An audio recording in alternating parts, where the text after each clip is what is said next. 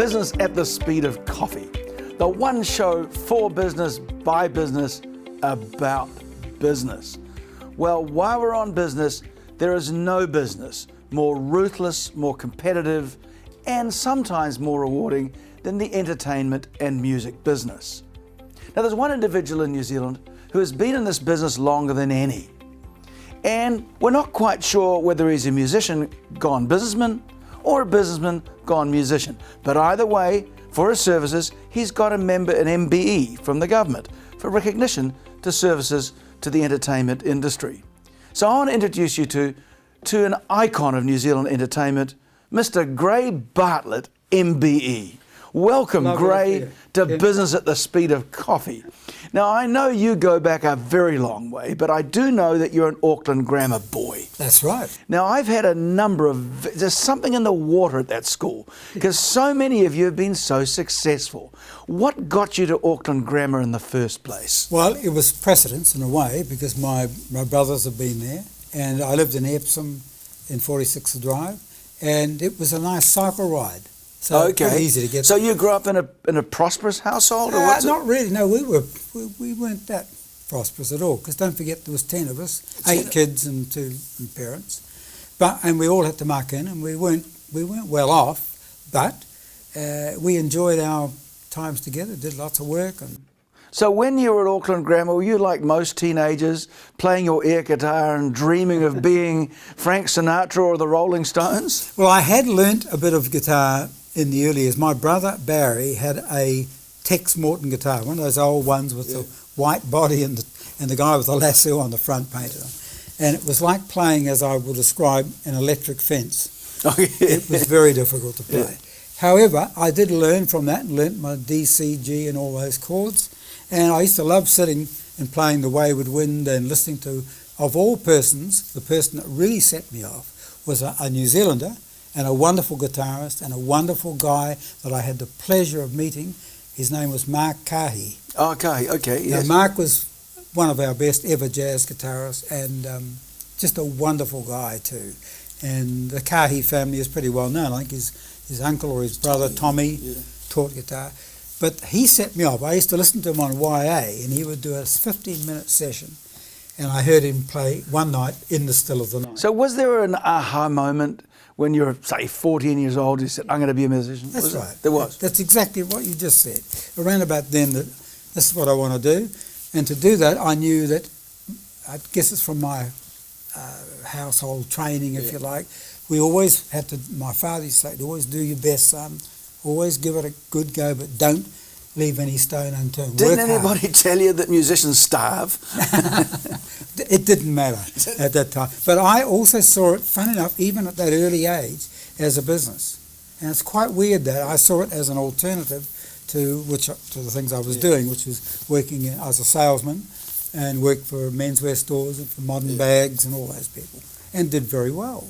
And won a lot of prizes. And so after school you did a normal thing like got a job? Got a job, and of course I started to get more work when I was playing. I worked with a guy called John Wilcox, and we worked in those days there were lots of restaurants and cafes that employed musicians. So we're talking about the mid-1950s, roughly, aren't we? 50s, late 50s. And 60s. So that was just as the beginning of rock and roll, wasn't it? It was, and it was a good time because Stebbings asked me to take over there from, at that time, a guy called Peter Poser who went with... Oh, he was the famous White Rabbit. White Rabbit. Well, he had one hit, basically. But still, let's be honest about it. It was a massive hit. Yeah.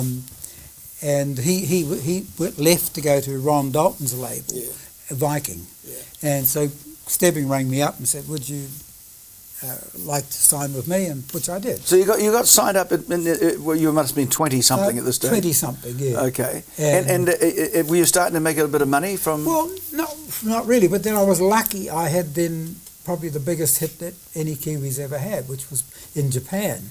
La Playa.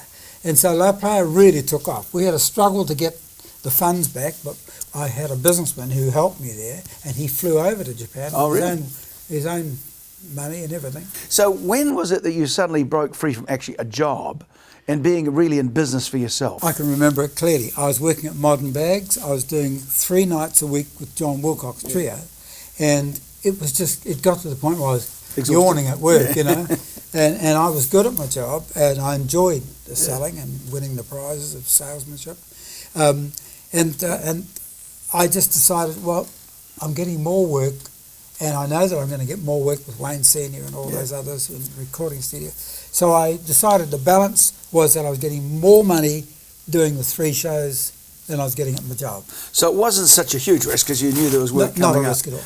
And that was good because I was able to sleep until 10 a.m. You know? But you were making money as a musician. At some stage, you must have seen that the promoters were making money out of this and started doing it yourself. Yeah. Now tell us, how did that happen? Right. Now that's interesting because it happened because I met a lot of these people through my performing. Yes. And Jim Wagner was the first in America. He ran American Management.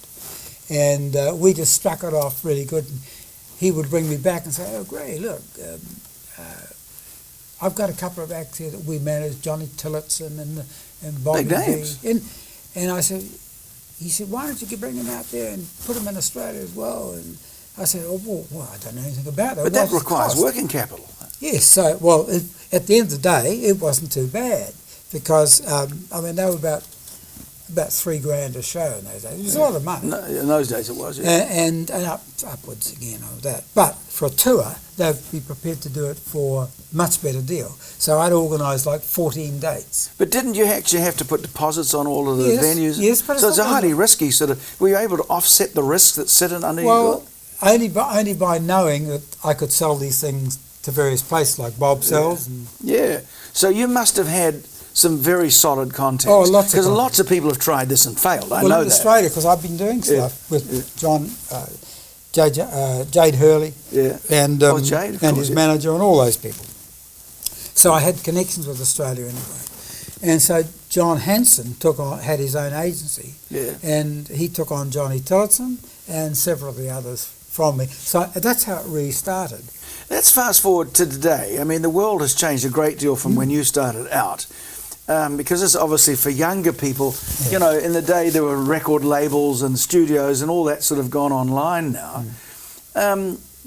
Music hasn't changed that much really, but in the creativity requirements. But what about trying to make a start the way you did today? Well, I think it's probably just as easy, but here's the problem. You definitely or it's difficult. You definitely need a lot more money. Oh, really? Because you're up against the big organisations now that have actually come into New Zealand and are working here, and they're part of our New Zealand Promoters Association, and that's like the Live Nations, and all those, and the Dainties. Big international connections. These are companies that, not in Live Nations case, I don't think, but in the big companies, they've gone into a conglomerate and been bought out by funding groups. So the internet hasn't really disrupted that sort of business quite so much. It has in terms of if you were doing an album or a CD. It's become the Spotify thing, but for artists, to be quite frank, unless you're a Taylor Swift and stuff like that, there's no money in Spotify.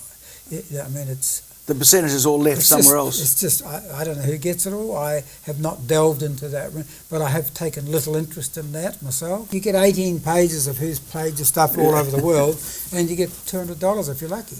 And then they don't even get that. So it's not worth it for me. But if you're a big name, I can understand where they sell. You got to get millions and millions of hits. Millions of hits and stuff like that. So you're doing it really because of recognition and the love of the type of game, thing. But YouTube is great, and you can put your stuff on YouTube, and you can build. I've got a good following. But they don't buy that, though. It's not paid content, is it? No, gosh, no. You got to rely on your live performance. Is everything, and today it's more important than ever. Is that right? Oh, so that's why the really big acts are still doing these big... I mean, you've even got Elton John still going around. I qualify that by saying that a lot of people might be saying, who watch the show, say, oh, no, he's not quite right there. Well, the point is, it is right, because if you want to keep the profile up, at some point you're going to have to do a big TV special on yourself, or something that's unique, that is filmed and goes around the world.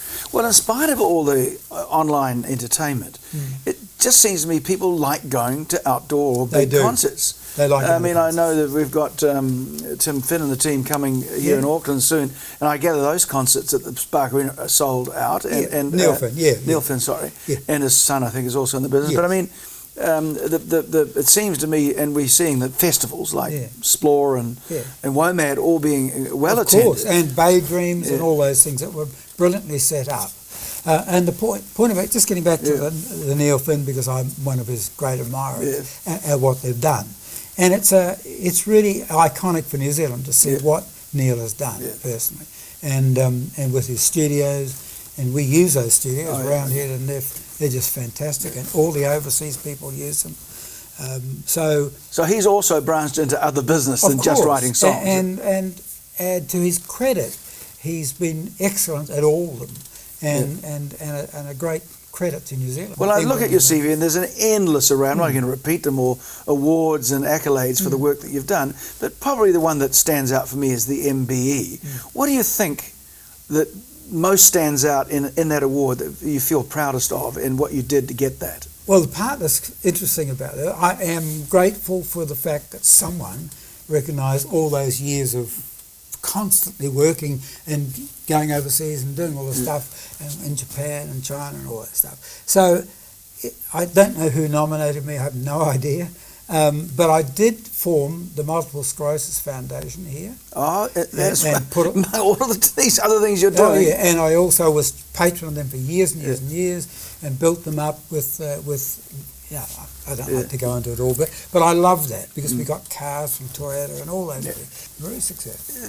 You know, there's two parts. There's clearly the musical thing, but there seems this latent entrepreneurship sitting under there. You don't seem to be able to help yourself. Well, I love it. I love all that, because one of my main aims has always been, and my wife will back this up, is to help new, young talent in New Zealand and to believe in themselves, and see that by the connections I give them, who will deal with them in England and America, that they can suddenly become, the confidence is there, then they go from there. And we've done that. Carson's a great example in latter years, but Elizabeth Marvelly has done well, as you know, and Hayley has done extraordinarily well. But at the end of the day, they needed somebody to well, you need someone who's going to do that work for them properly, individually. And I've turned down for the last 10 years many from overseas, everywhere. But I've just got back into it with Carson, because I made a promise and I took that one through. And of course, he's taking off. There are difficulties in New Zealand in that, unfortunately, government controls a lot of funding, and government doesn't seem to be a great friend of ours. Which brings me to, here we are in February 2021. The world is a different place. In 18 months, it's just who would have believed how it has changed and how difficult it is for many people. And none more so than the live music business. Absolutely. And of course, it's come to a grinding halt because nobody can bring acts in. Two questions. First of all, by the foreign acts not coming here, is that giving the local acts a bit of a boost? Well, it does help, but let's get it very clear. And one thing I do know about is the local industry, is that you can make good money. You've got acts in New Zealand that I'm so damn proud of. Yeah, they're good. 660. Oh, 60. LAB, run by guys that know what they're doing. Yeah. And the point is about that. Here's the problem. You can't keep touring in a little community. You do a couple of tours. Like you can't keep going around. So you do one big one that attracts everybody and gives you the status, but you can't put on next week. Yeah. So you run at a puff pretty quickly. So you do other things and you still will do well, but there is a loop to that. In other words, you end up chasing your tail a bit because you can't keep going around those. What we need to do is just support our New Zealand industry, which is more than just those two groups. Overseas, the music industry is probably even worse hit than it's here because it's, all the lockdowns and the uncertainty, so nobody's going to take any risk on touring. But there's a difference. What is the difference? And the key difference is that all the major countries, USA, Canada, Australia, UK, support their industry, this industry that I'm in. So they see it as an employer just as any other? Absolutely, and they are getting all funded in various ways under various names similar to JobKeeper and all that, up to at least June, but way beyond. And I'm kept regularly in touch with all those and see the different schemes like insurance free insurance from CMA to all their members, food, guaranteed food. Kenny Chesley's got his own shop, all various places, where all the food is for the musical industry people and associated. Free right? food. Oh, absolutely. And to what? And then free health care, proper health care, hospital care, everything. But here, we put an application in for some funds to help us way back last year. And then we got asked to put it together with a government tied in or funded, whatever you like, agency called Music Helps, which we did. And unfortunately, the payment didn't come to us. We got no payment out of that. Where'd it go? It went to Music Helps, who just give it to the people that apply to that as a contestable fund. Yeah. And so it was quite heart-rending that, because our 25 promoters, who are the key to getting your local show on, they can't survive on fresh air. I want to come back to the business, the way you've seen it. You've obviously made a good living out of this over many years, but you've also worked really hard. People forget that. There must have been one or two big breakthroughs. What was the early Ghostwriters in the Sky the big break for you? Or well, I tell you, just looking at the industry generally, not necessarily the music play. I mean, guess what? The fact that we did Michael Jackson here. Oh, is that one of yours? And we did Pavarotti, and Pavarotti is still one of our highest paid. Was that when shows. he went to Mount Smart Stadium? That's right. I was there on the night. It rained. Yeah, well, we still got a big crowd. Oh, he was. Yeah, it was fantastic. And it's a great show, and it was touch and go with profits on that. We did okay in the end. Did you have to deal with Pavarotti yourself? Oh, we all met, of course. Yeah. But what was he like? He was fine. He was. He had those times he was having issues with his leg. Yeah. We used to have one of these special stools at the right height to rest his leg between performing. But he's a sensational performer. Oh, yeah, of course. And of course, he had all the right hits, and the right songs. And it was a great occasion. But Pavarotti, Michael Jackson, Tony, we've done all the big ones. Tony Bennett. I didn't know you'd done mine. I was also at the Michael Jackson show. Yeah, we did 2 shows, packed out the Western Spring. Not Western Mount Spring, Smart. Mount Smart. Yeah. That was the one when he went up the cherry picker. That's it. Yeah. And it's fascinating to watch how they do that, the timing of everything and that, and the chair coming out. But are the personas that you come across, these big hit stars, are they as weird as they sort of appear when you see them on Do you know something? They're very friendly. I've had around at our house. We've had Nora Jones, the Boney M, all come around to our place and have barbecue and stuff. They're just people, just like you and I. Now, Graham, I know you've brought all kinds of shows together, but what's the one that really stands out?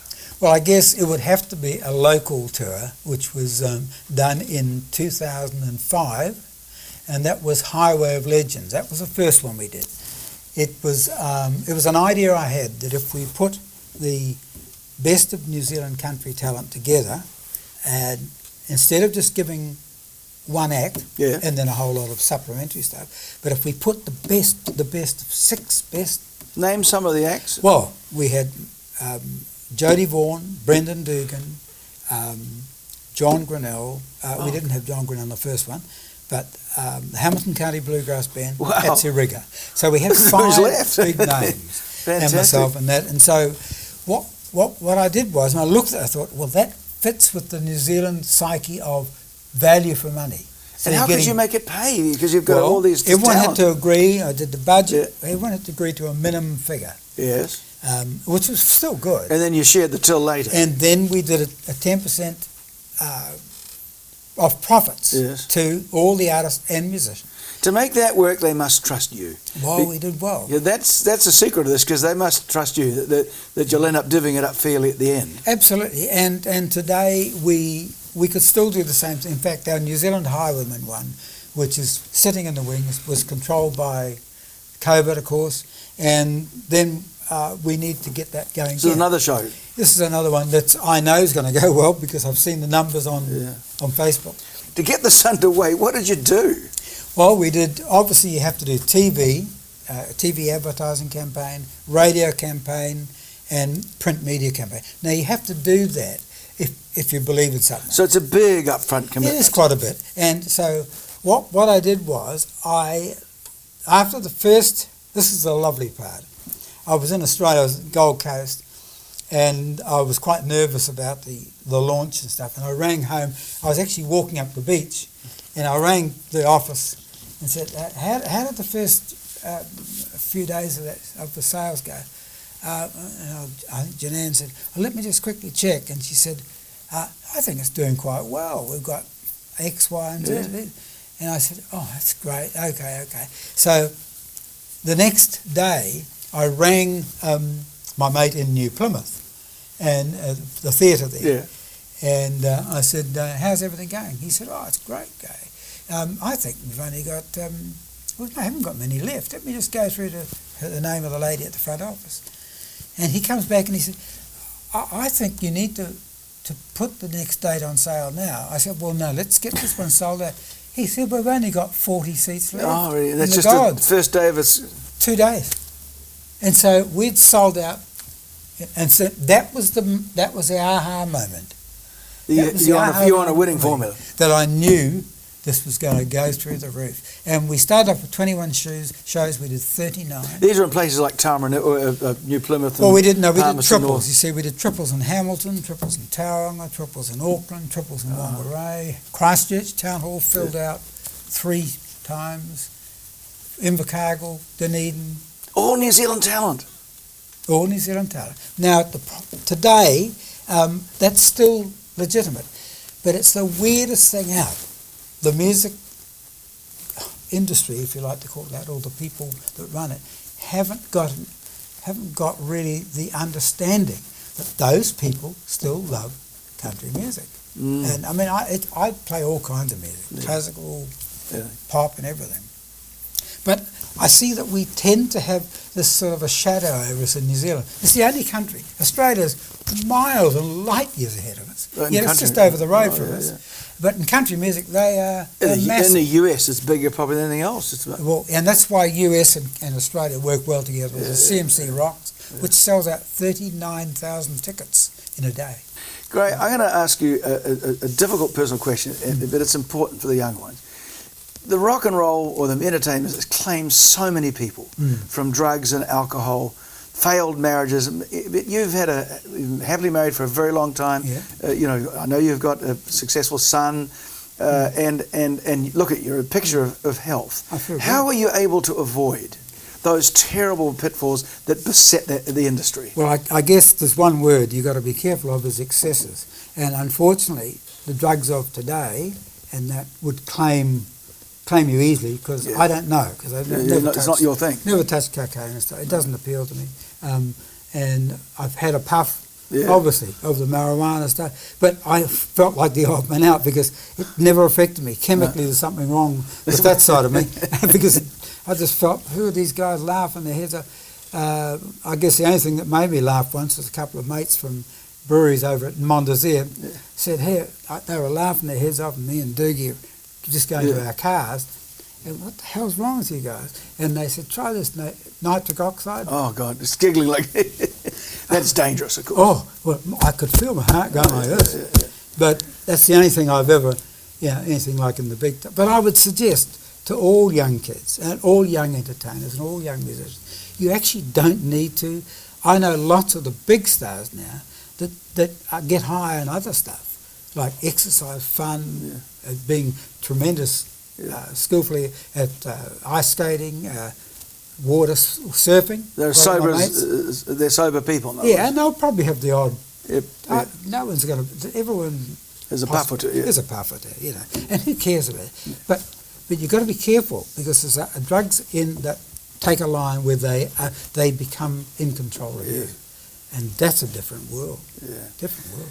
Well, Gray, you've been an absolute inspiration today, but also you've been an inspiration to a whole generation of musicians. And I don't think any of our listeners would have been prepared for the breadth of scope of the kind of businesses that you've been involved in, and more importantly, the amazing people you've met and seen. We could talk all day, but unfortunately the interview is going to come over. But I do have to say congratulations on being both a great New Zealander and a great musician. Thank you, Gray Bartlett, for being on Business at the Speed of Coffee. Thank you, my friend Kim.